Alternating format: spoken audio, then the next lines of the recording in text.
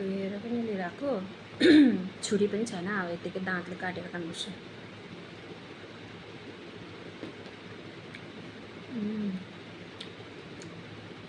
मिठो रहेछ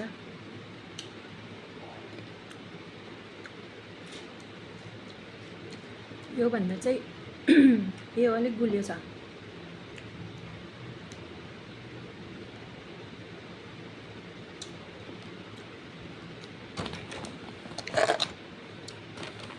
मिठो रहेछ हो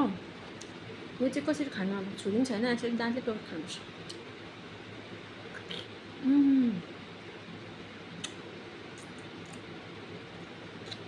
मजाले पारेको छ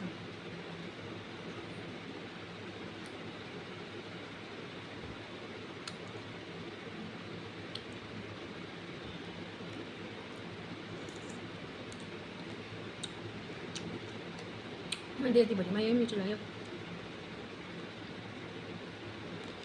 गुलियो